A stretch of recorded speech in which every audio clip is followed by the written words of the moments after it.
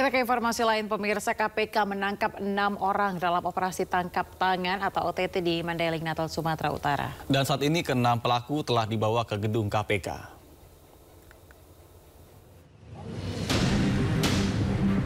Sebanyak 6 orang ditangkap KPK dalam operasi tangkap tangan di Mandailing, Natal, Sumatera Utara, Kamis malam. OTT ini terkait dengan dugaan korupsi proyek pembangunan jalan di Dinas Pekerjaan Umum dan Tata Ruang PUPR dan preservasi jalan di Satuan Kerja Pelaksanaan Jalan Nasional Wilayah 1 Sumatera Utara. Juru bicara KPK Budi Prasetyo mengatakan 6 orang tersebut telah dibawa ke Gedung Merah Putih KPK. KPK memiliki waktu 1 kali 24 jam untuk menentukan status dari pihak-pihak yang telah ditangkap. Selain itu, KPK juga menyegel kantor perusahaan konstruksi PT Dalihan Natolu Group di Kota Padang Sidempuan, Sumatera Utara. Benar bahwa pada Kamis malam 26 Juni, KPK telah melakukan kegiatan tangkap tangan di wilayah Mandailing, Natal, Sumatera Utara. Bahwa kegiatan tangkap tangan tersebut terkait dengan dugaan tindak pidana korupsi pada proyek pembangunan jalan di Dinas PUPR dan juga preservasi jalan di PJN Wilayah 1 Sumatera Utara.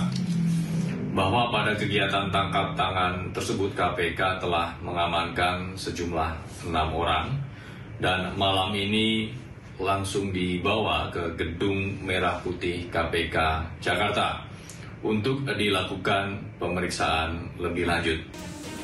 Diketahui operasi tangkap tangan ini adalah operasi senyap kedua KPK pada tahun 2025.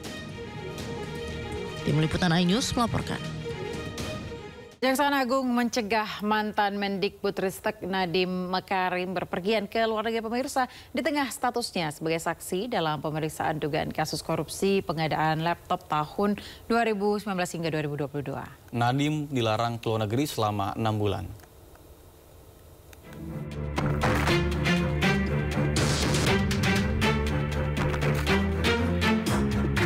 Kejaksaan Agung meminta Ditjen Imigrasi menertibkan status pencegahan terhadap mantan Mendikbudristek Nadiem Makarim.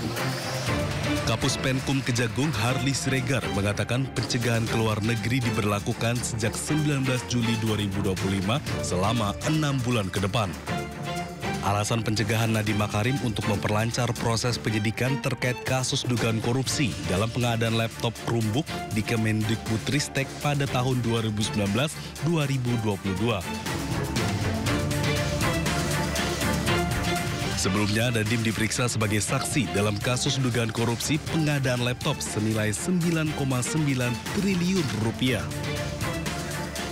Keterangan Nadiem Makarim dianggap sangat penting untuk mengungkap kasus ini. Nadiem diperiksa Kejagung menyusul 3 staf khususnya yang telah diperiksa dan dicegah ke luar negeri. Tim Liputan iNews melaporkan. Kejaksaan Agung terus menggali keterangan dari pihak-pihak terkait, pemirsa, mengenai korupsi pengadaan laptop Chromebook di Kemendikbudristek tahun 2019 hingga 2022. Kejagung pun berencana segera memeriksa ulang mantan Menteri Pendidikan Nadiem Makarim.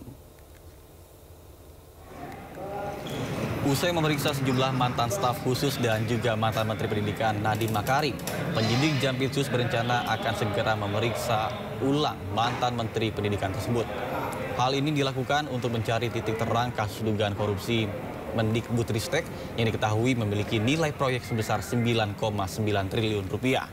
Sebelumnya pada tanggal 23 Juni, Nadiem sudah diperiksa dan keterangannya dianggap sangat penting untuk mengungkap kasus ini. Bahwa penyidik juga menjelaskan bahwa tentu mempunyai rencana untuk melakukan pemanggilan kembali kepada yang bersangkutan terkait dengan banyak hal yang masih dibutuhkan keterangannya. Nah, cuma nanti perlu kita pastikan kapan yang bersangkutan akan dipanggil kembali, tentu nanti akan kita konfirmasi ulang. Sebelumnya, pemirsa, pakar telematika Roy Suryo menduga adanya keterlibatan mantan Wakil Menteri Desa Pembangunan Daerah Tertinggal dan Transmigrasi Paiman Raharjo dalam kasus ijazah Jokowi. Roy Suryo bahkan menyebut sempat mendapatkan ancaman dari Paiman terkait dengan aktivitasnya mengungkap keaslian ijazah Jokowi.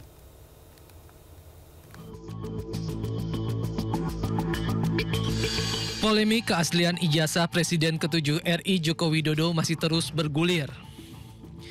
Pakar telematika Rosuryo menduga adanya keterlibatan mantan Wakil Menteri Desa Pembangunan Daerah Tertinggal dan Transmigrasi era 2023-2024 Paiman Raharjo dalam kasus dugaan ijazah palsu Jokowi. Roy menyebut mendapatkan informasi Paiman Raharjo memiliki usaha fotokopi dan pengetikan skripsi di Pasar Pramuka. BA-nya itu dia mengaku, sekali lagi ya, Profesor P tersebut, dia mengaku bahwa punya usaha di di Pasar Pramuka, ya di Pasar Pramuka Pojok. Dan ini sudah dikonfirmasi oleh seorang peneliti intelijen ya atau pemerhati intelijen, Pak Sri Raharja, bahwa memang betul Profesor P ini memiliki kios di Pasar Pramuka pada tahun 97 sampai dengan 2017. Jadi tidak benar kalau dengan 2002, karena ada bukti-buktinya, bahkan dia mengorganisir orang-orang di Pasar Pramuka itu untuk beberapa waktu yang lalu membuat reuni. Jadi jelas betul ya keterlibatan Profesor P ini di Pasar Pramuka. Selain itu, Rosuryo juga menyebut mendapat ancaman dari Paiman Raharjo melalui pesan WhatsApp pada 6 Mei lalu. Itu mengirimkan WA yang bernada intimidatif ya, meskipun awalnya itu dengan kata-kata salam, sahabat, tetapi pada pokoknya dia kemudian memaksa saya, mendesak saya untuk minta maaf dan menghentikan upaya pembongkaran ijazah palsu dari Jokowi. Saya waktu itu mengabaikannya karena saya anggap ini tidak sopan ya gitu, karena dia kemudian bahkan menunjukkan kalimat ya, dia menuliskan kalimat bahwa supaya keluarga saya aman. Sementara itu, Ketua Solidaritas Merah Putih Sylvester Matunina menyebut pernyataan Rosuryo sebagai omong kosong. Menurutnya, hingga saat ini tidak ada bukti bahwa ijazah Jokowi palsu. Bukti-bukti yang dibangun ini tidak ada, kosong, nol.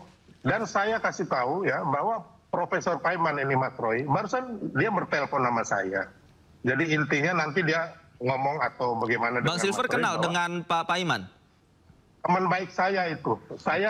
Dia waktu kemarin jadi rektor di Universitas Mustopo.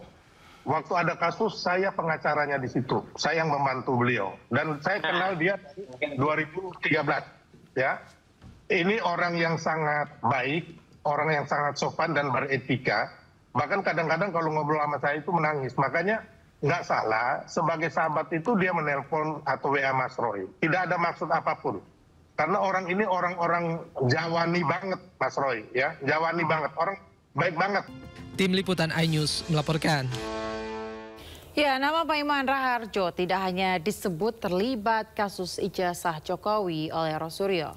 Politikus PD Perjuangan Beator Suryadi juga menuding mantan Wamendes itu terlibat dalam pusaran isu ijazah Joko Widodo yang kembali memanas. 20 tahun dia pakai insinyur itu, ada alumni, ada pertemuan, nggak ada nama dia disebut. Padahal dia jadi wali kota. Jadi kan ada kebanggaan. Pernyataan terbaru datang dari politikus senior PDIP Beator Suryadi dalam sebuah pernyataan terbuka. Beator mengklaim telah menemukan titik terang soal dugaan penerbitan ijazah Jokowi yang selama ini dipertanyakan sejumlah pihak. Menurut Beator, hasil penelusuran timnya melibatkan kader PDI Perjuangan DKI Jakarta mengarah pada satu nama yang dinilainya sentral, yakni Paiman Raharjo. Dari Cikini itu kan ada anak-anak Jakarta. Ini yang ngatur semua Denny, Bang. Kan gue udah Denny kan. Aku tanya sama Denny melalui teman-teman. Dan yang bawa ke Pramuka Widodo, kan jelas. Nah, terus sekarang tinggal kita cari Widodo. Widodo, kau cetaknya di bagian mana? Itu ada 50 kios. Pasti dia jawabnya Paiman. Kan gitu. Selesai kan? Oh, jadi Paiman ini udah terkenal di situ kali ya? Yang punya percetakan. Dia dari mulai nol di situ. Dia jadi tukang sapu, jadi tukang apa. Terus dia menjadi rektor Mustopo. Jadi rektor. Dia profesor, dokter. Sekarang menjadi profesornya di internasional. Waduh, jangan-jangan hebat ini. Jangan-jangan semua itu dibikin dia sendiri. Tapi dia bilang dia dapat doktornya dari Unpad, kata dia. Nanti kita cek di Unpad. Tapi yang lain-lainnya itu dia yang cetak sendiri juga bisa kan? Orang dia bisa bikinin punya orang lain. Selain itu, Beator Suryadi, politikus senior PDI Perjuangan, juga menuding Prasetyo Adi tahu-menahu soal ijazah Joko Widodo.